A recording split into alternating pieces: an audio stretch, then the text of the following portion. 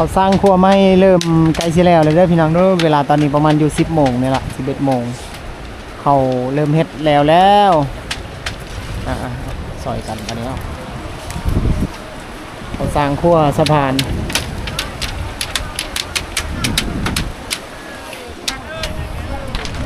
ถ่ายรุ่นในวิดีโอยาวเด้อสลิจิไทยแล้วก็จะได้ลงคลิปยาวในช่องนั่นแหละ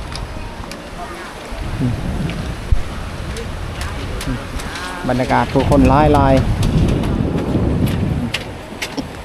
เดี๋ยวกองฟังนั้นเนี่ยฟังนั้นบ้านอยู่พุ่นเลยแกงอะล่องพี่น้องยำอีกครั้งหนึ่งในวิดีโอนี้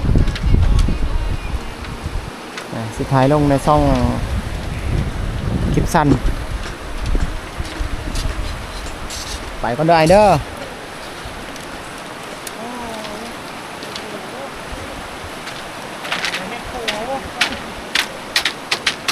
บ่ยีดอกตักร้อยตักร้อยกระโดยเนาะตักกระโดย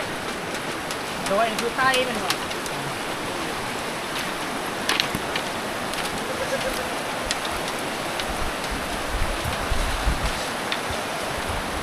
โอ้นี่ก็เฮ็ดเนี่ยเอา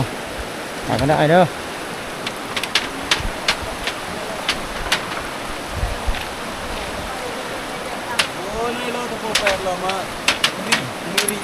หลายกลุ่มนะ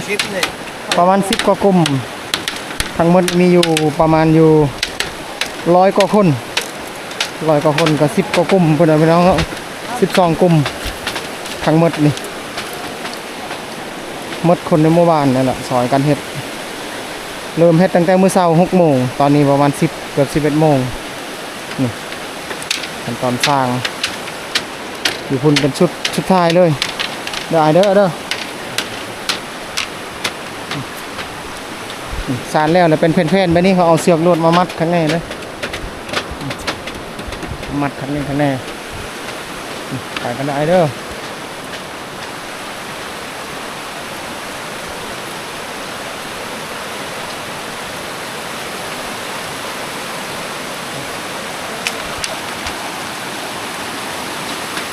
บรรยากาศสวยงามพี่น้อง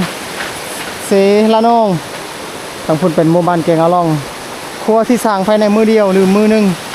พี่น้องเนาะเดี๋ยวให้เห็นหน้าสาลีนำเก็บภาพตั้งแต่ว่านในสาลีถ่ายตั้งแต่ว่านเมื่อวานนี่ก็มีอยู่คลิปหนึ่งแต่ว่ามื้อนี้ก็ถ่ายต่อเนื่องเป็นคลิปต่อๆไปพี่น้อง